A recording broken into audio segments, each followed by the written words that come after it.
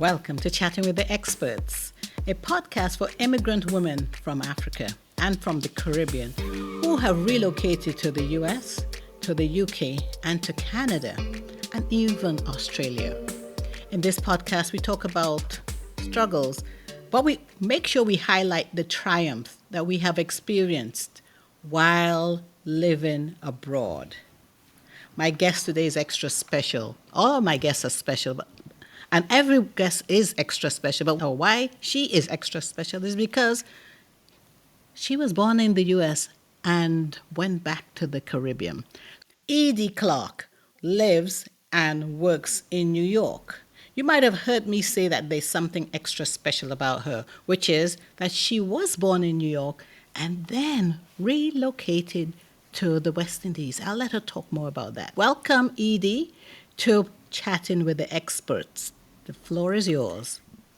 Thanks, Paula. It's a pleasure to be here, and thank you for inviting me to be a part of your podcast. Yes, my name is Edie Clark, and I was born in New York. And at the tender age of 4, my mother decided that she wanted to go back home, and home for her was in the Virgin Islands. And so she packed my sister and myself up, told her husband it was time for them to go back home. He wasn't ready yet, so she just packed the two of us up and headed back home. She had decided to do that because she had been mugged one too many times. I mean, to the point where her middle finger was broken and she'd never gotten it fixed, so it was permanently bent. And that was a story that she always told people whenever they asked why her finger looked the way that it did. But her main reason at the time for going back, besides the fact that obviously she had experienced a horrible and horrific experience of being mugged, was the fact that she was born and raised on the island of St. Thomas in the U.S. Virgin Islands. And it's a beautiful island.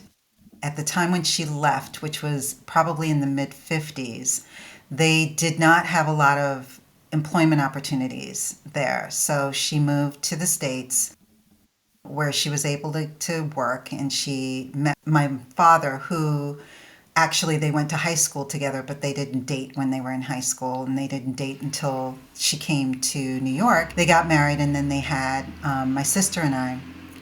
And she decided to go back to the islands because they were now hiring more people, and her siblings who were still on the island said, "You need to come home because they're hiring, a lot of people for government jobs as well as in the private sector." And she realized that not only could she work there, but her way of life and the way that she was going to live and raise her children would be vastly different if she moved back to the islands as opposed to staying here in New York, where she lived in an apartment in a very congested and, at the time the city was really dirty and stinks, and, it just was not a really flattering place to live in comparison to anybody that's from the Caribbean knows that we have pristine weather. It's gorgeous all the time. You have fresh, clean air to breathe. And, you'd be crazy to leave it. And we all leave for different reasons. But it just made more sense for her to be able to go back home and build her own house on her property and be able to raise her kids in a happier environment. So that's how I ended up going back to St. Thomas. Wow. That's so interesting. As you said, pristine weather, beaches. You don't have to fly to get to the beach. It's right there. Right. And she, Exactly. as you said, the opportunities for working had opened up there. I mean, there's so much more job opportunities. And she was like, what am I doing here Yeah. in the cold? Yeah. For sure. Yeah. So that was, and I have to say, going back home, and I consider myself from the Virgin Islands. I very rarely sort of explain, well, I was born in New York and I went back. I very rarely say that. If anybody asks me where I'm from, I'm like, I'm from St. Thomas. And that's because that is my true heart. That's where I was raised. I lived until I finished high school. And even when I came up to the States, I would still go back as often as I could. And that is a piece of me is in, a piece of that island is in me and will always be within me. I mean, my family is still there. I go back as often as I can. Of late, it hasn't been as often as I'd like. And, it is a place that I want to spend a little bit more time out of the year as I get older. I want to spend more of my time there. But I appreciate and I'm thankful that I was raised there, because I think when you're raised in the Caribbean, you're raised with a different sort of way of living and looking at life and experiencing things. And they can be as simple, and they're not necessarily really monumental things that are different, but they're the little things that really count. And like I would tell some people, when I go home, I have to get myself back into the routine of when I'm walking down the street saying good morning or good day, because that's not a normal thing that you do here in New York. And I think I can speak for all states. I don't think that it's a normal thing when you cross paths with a stranger that you greet them. Whereas that's a natural thing from where I came from. And I remember when I first came back to the States as a teenager, and I would do that, and people would look at me weird in this street, like, who the hell are you and why are you speaking to me? And so just little things like that you kind of miss, in terms of the way that I grew up on the island. I think, to give credit to where I lived for 24 years, I lived in Charlotte, North Carolina. There, people say good morning and look in your eyes, because when my children moved to go to school in Philadelphia, they told me, Mom, it's so different. You don't say good morning or hi, how you doing, or speak to the cashier. But where we lived in Charlotte, North Carolina, you can talk to the cashier and say, how you doing? And now I live in Maryland. I find myself doing that. And though I do get some strange looks, I said, I'm here to change the culture. Exactly. So that was your personal life. So tell us about your professional life, because that's how you and I connected. Oh, yeah, that is true.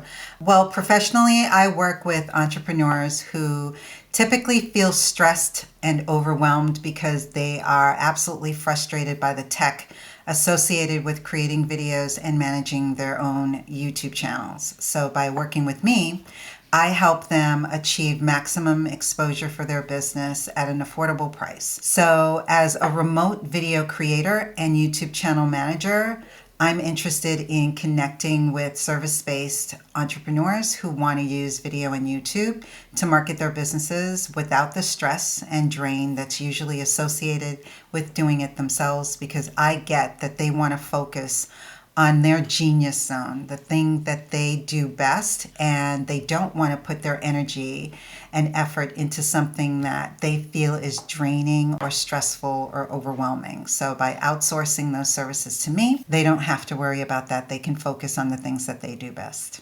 Awesome. And she is an expert at that. I can tell you that. So, what made you go into that? So you said you came back to the United States after living in St. Thomas. You finished high school in St. Thomas and then came back to the United States. Yeah. And so I came to go to school, which I had stayed in college only a whopping year before I decided I know everything. I don't need to get a degree, because my major was television production, and I'd had the fortune of being able to work at the local TV station in St. Thomas. And then before I left, I was able to work on some productions that had come down to the islands to shoot a pilot and commercials. So I'd had at least a solid year and a half of television production and entertainment experience. So when I came up to go to school, I was like, oh yeah, been there, done that. I don't need to do that anymore. So I immediately started working at a post-production company. And then after doing jobs like that, I had a number of jobs in the post-production industry. And then I fell into sales. And I say fell because I took the job begrudgingly. I did not want to. It was for a video company, but I didn't want to do sales, but the person kind of talked me into doing it. So I ended up doing sales for about, I'd say 10 years, which it was through that job that it got me to move from New York to California. And so when I was in LA, I was like, this is the best place to really dip my toe back into the entertainment industry if this is what I want to do. So I worked for director producer as an assistant. I worked as a production coordinator, production assistant. I worked at a film company working for their visual effects division before then needing to come back to New York because when I was in California, my mother was still in St. Thomas, and it was really difficult for me to fly from LA there and it not take 24 hours, basically. There was no such thing as a direct flight from LA to St. Thomas. And my father was still in New York, and both were getting older, and I just feared needing to get to them quickly, and having to be that far away just wasn't a good thing. So I moved back to New York, ended up reconnecting with an ex-coworker of mine, and we ended up getting married. We got a son, and then I dabbled back with the entertainment industry after doing the .com business for a minute when it was hot. So I ended up working in the entertainment industry again when I was here. Then I decided I needed to work for myself. And so I started a production company with my husband where we provided local businesses with TV commercials for Cablevision at the time, which is now known as Optimum. So I did that for a while before then going back to St. Thomas. And this time I had just been stressed beyond words and I just needed a break. So I moved back to St. Thomas, stayed there for about 2 years. And then when we came back to the States, I decided to go and work for someone. And I started in the real estate and law area of business and did that for a number of years, and then decided, okay, I need to work for myself again.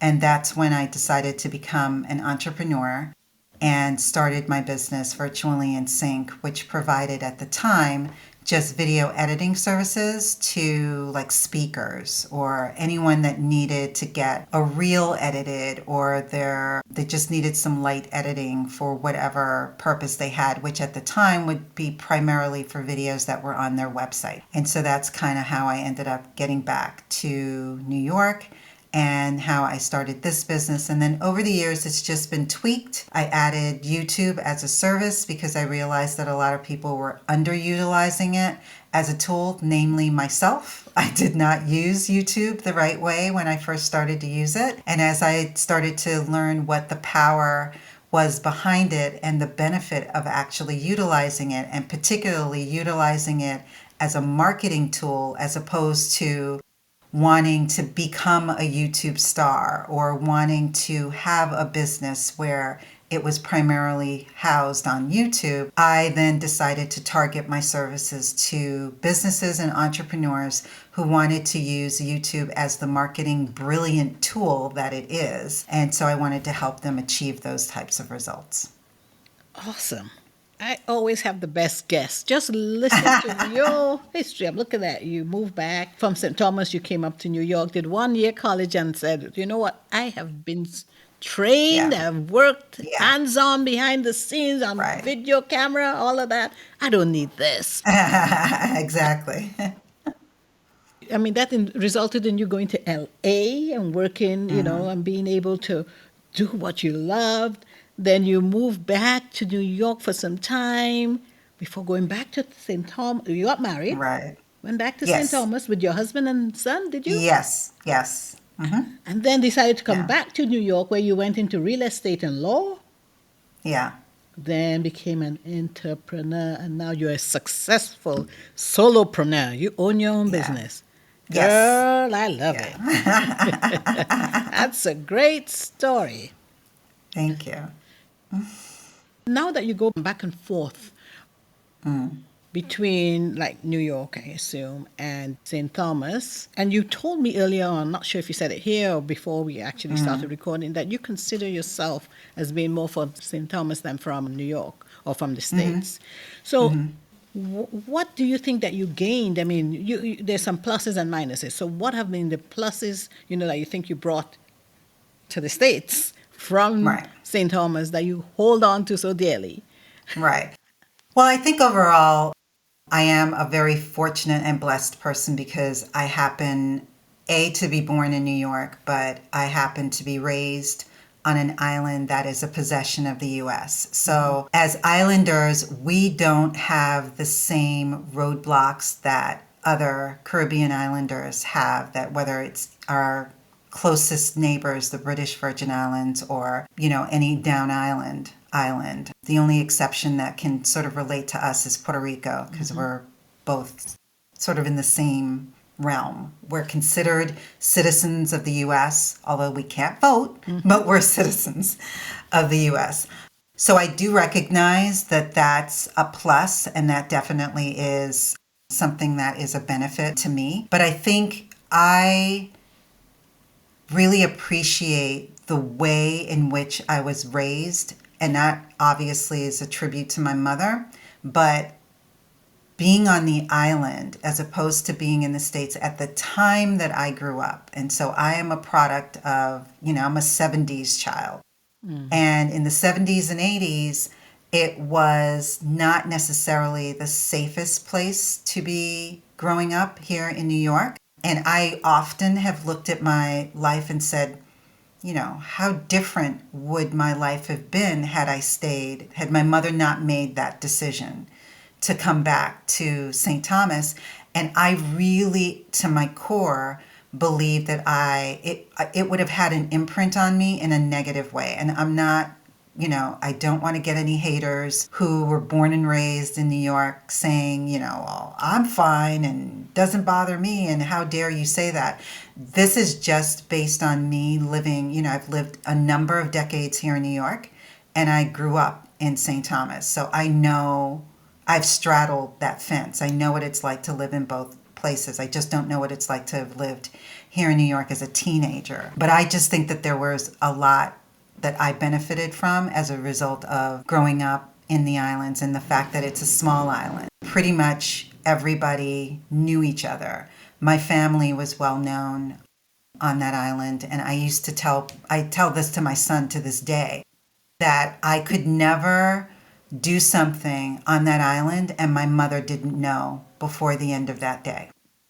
And I'm sure that a lot of people who are from small towns can probably relate to that. And so I guess that's the best way that I can equate what it was like growing up in St. Thomas, is to equate it to a small town. And I like that, and I'm happy that that was my experience, as opposed to being raised in a city that you could easily get lost in, and that, you could do things and your parents didn't have a clue as to what was going on with you. And I think I loved the closeness of that. I loved the fact that my mother had 3 other siblings, 2 of which were still on the island and were raising their kids there. The other one was in high school. So I was able to be raised around all of my cousins. They were like siblings to me. We were that close. And so I appreciate that, because I can see through my son's eyes now. He's an only child. He's not, he has 2 cousins that he's closest to, that he is and has been raised around, but the rest of his cousins, he has not been able to see on the regularity that I was able to see mine. So there were a lot of things more from the family connection, also just being on the island and just, experiencing what it was like to grow up and to be a part of the history, because that island is historical. We still have ruins from back during slavery time. And so I get to see that every day. And you get to drive past it. So you see what the history was on the island, and you're a part of it on a regular basis. So I appreciated that. Didn't at the time, but I certainly appreciate it now as an adult. I love that answer. I do. And especially as you said, that you're blessed to have been born on that particular island, in the U.S. Virgin Islands, because you got the island experience, but also you had access to, the United States. And so many people love and would love to come to the United States. And it's not easy if you're not, you don't have that privilege. So what would you say to a woman in particular, probably between the ages of 20 and 50, who probably thinking of coming to the United States, and they're not from the U.S. Virgin Island? Would you tell them it's worth it, or would you tell them, you got to stay where you are? Oh, I could never tell them what they could or should do. The States is a little bit different now than when I first came. I came in 1982 is when I left to come up to go to school, and it's a completely different atmosphere, and I totally get why people want to immigrate here, and it all depends on where you're coming from. Depending on what your personal situation is and what is going on with whatever is happening in the country that you're in, and what your intention is when you come here, I think that is all going to be the thing that you need to think about in terms of deciding whether or not this is a country that you want to bring your skill set to. Because obviously that's part of why you're going to be coming, is because you have something to offer that the US probably desperately needs.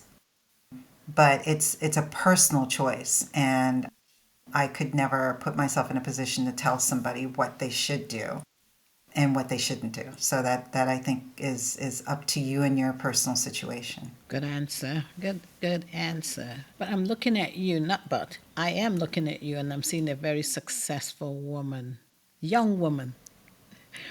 Thank you. You are a young woman. Not that young. My favorite phrase for me is that some of us are older than we look. Take it whichever way. Exactly.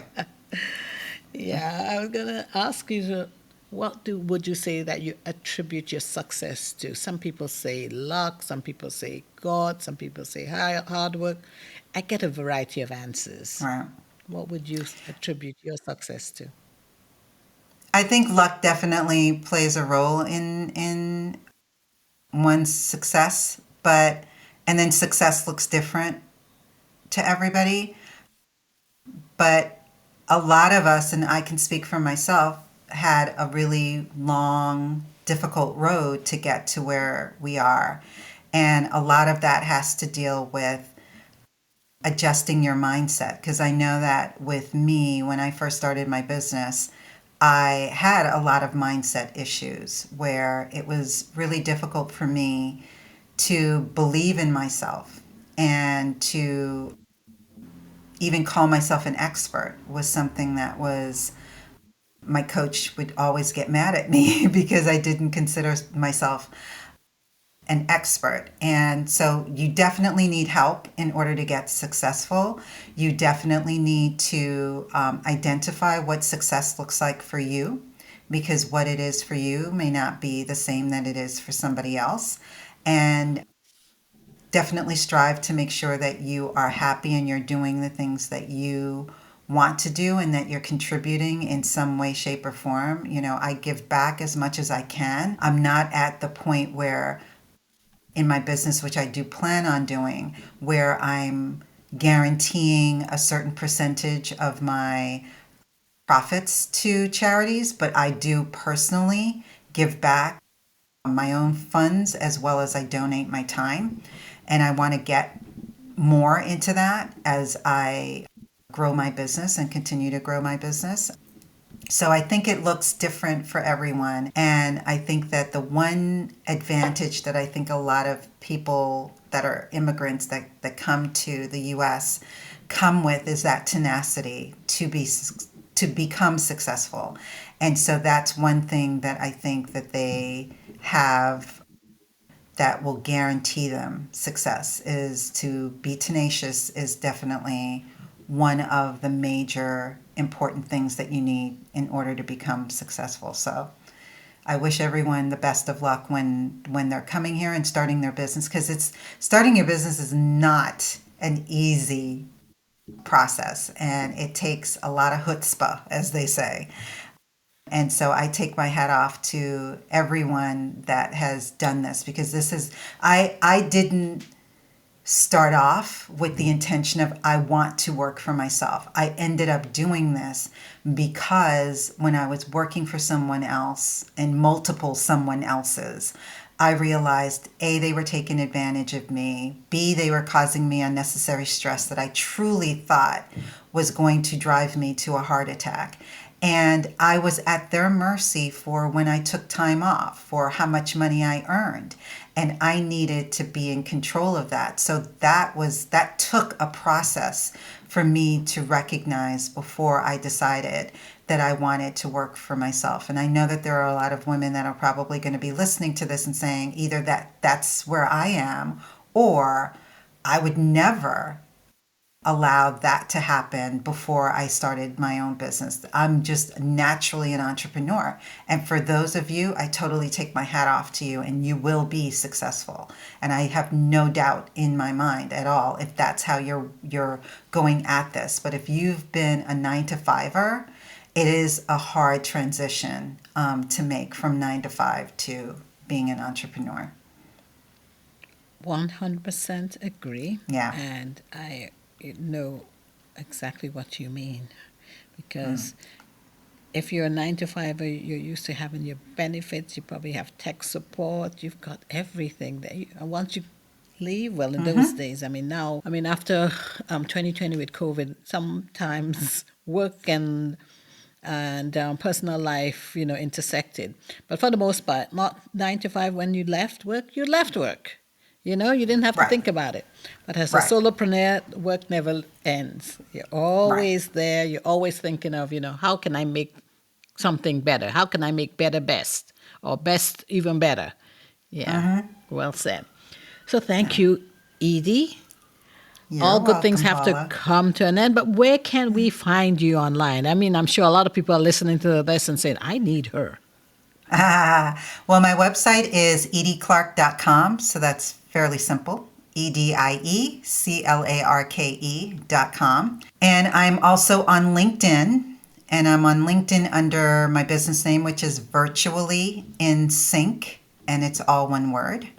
That's VIRTUALLYINS as in Sam, YNC.